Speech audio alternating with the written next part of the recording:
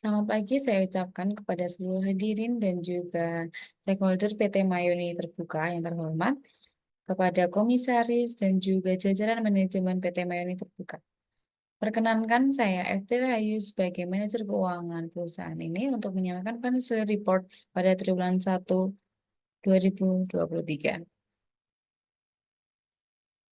Lalu apa saja yang akan saya sampaikan pada kesempatan kali ini adalah bagaimana pendapatan perusahaan dan juga apa saja expense-nya atau pengeluarannya, serta bagaimana financial future plan kita untuk ke depan menghadapi situasi pasar yang terbaru.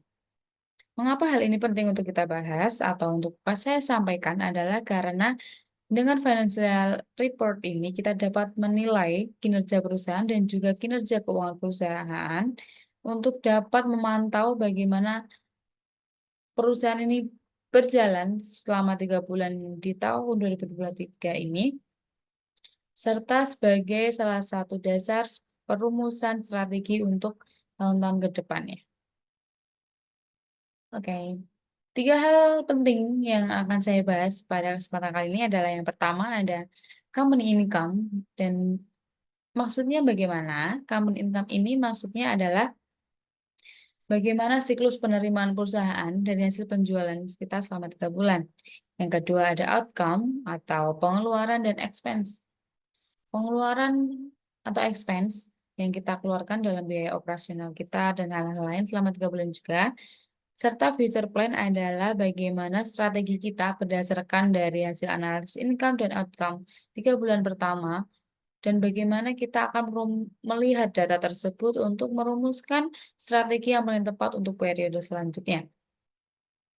Kemudian ini adalah detail financial report pada bagian laba atau penghasilan perusahaan. Untuk secara singkat dan agar lebih mudah dipahami, berikut saya tampilkan grafik untuk profit perusahaan. Yang pertama adalah untuk perbandingannya, profit triwulan pertama pada tahun ini adalah 737 miliar sekian. Hal ini sangat positif bagi perusahaan karena apa?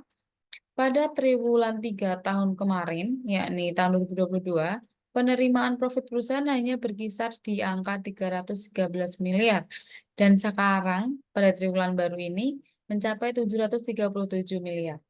Hal tersebut tentu menjadi sinyal positif untuk perusahaan dapat meningkatkan profit penjualannya di tahun ini, di tengah keadaan tahun lalu yang tidak menentu dan sepertinya pasar akan mulai membaik dan perekonomian di negara kita akan semakin meningkat. Kemudian, perhitungan apa saja yang dapat saya laporkan dalam laporan keuangan triwulan pertama ini adalah yang pertama pendapatan. Pada trimester yang ketiga tahun lalu, pendapatan kita lebih sedikit daripada pendapatan kita pada triwulan pertama tahun ini. Aset lancar pun demikian. Arus kas arus kas pun demikian, liabilitas juga demikian. Namun terdapat perbedaan pada biaya operasional. Meskipun kuantitas produksi kita meningkat, namun biaya operasional ini tidak berubah secara signifikan dikarenakan ada penggunaan mesin yang lebih efektif dan efisien untuk mengurangi biaya produksi. Oke. Hal tersebut tentu menjadi sinyal baik untuk dapat meningkatkan profit perusahaan dengan cara menurunkan cost production. Selanjutnya, dari data-data kemarin atau data-data tersebut, kita dapat mengambil strategi untuk waktu ke depan. Yang pertama ada market demand. Kondisi perekonomian nasional mulai pulih dan kita perlu sebagai perusahaan untuk menambah kuantitas produksi untuk memenuhi permintaan pasar yang tinggi tadi, dan itu adalah sinyal yang positif untuk kita. Kemudian ada dua, efisiensi. Dari peningkatan produksi tadi, kita perlu untuk melakukan efisiensi tentu, agar profit perusahaan kita terus meningkat. Namun, produksi juga terus meningkat dan cost production dapat ditekan. Lalu bagaimana kita memasarkan produksi yang kuantitasnya dilebihkan tersebut adalah dengan advertisement, yang dengan dimana kita membutuhkan dana lebih untuk advertisement agar pasar dapat menjangkau produk kita serta kita dapat mengenalkan produk kita kepada pasar untuk di tengah keadaan pasar yang mulai membaik. Selanjutnya ada product innovation. Apa itu product innovation? Adalah kemarin kita sempat melakukan uji produk dan uji pasar mengenai produk permen dengan rendah gula. Menurut pemaparan dari divisi marketing, konsumen menangkap produk ini dengan baik dan juga sepertinya akan berprospek sehingga kita perlu untuk mengeluarkan inovasi pada kuartal selanjutnya.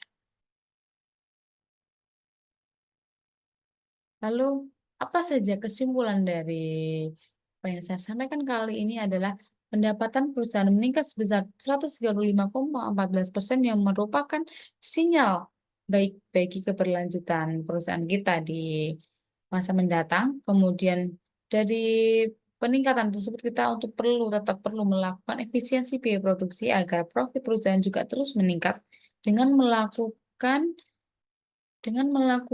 penggunaan mesin produksi dengan teknologi terbaru yang akan mengurangi penggunaan sumber daya.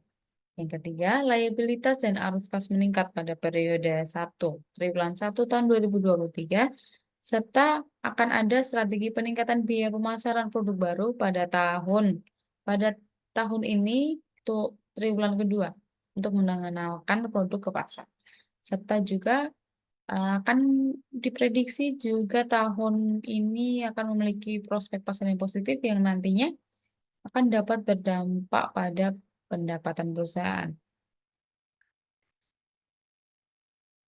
Sekian untuk presentasi saya kali ini terkait dengan laporan keuangan perusahaan PT Mayoni Terbuka. Sekiranya dapat Bapak Ibu manfaatkan untuk merumuskan strategi ke depan demi keberlangsungan perusahaan kita tercinta ini. Untuk pertanyaan, mari kita bisa untuk diskusi dan juga akan nanti bisa dinotulensikan sehingga akan dapat menjadi strategi dan catatan penting untuk keberlangsungan kita selanjutnya. Sekian presentasi dari saya. Selamat pagi. Hmm.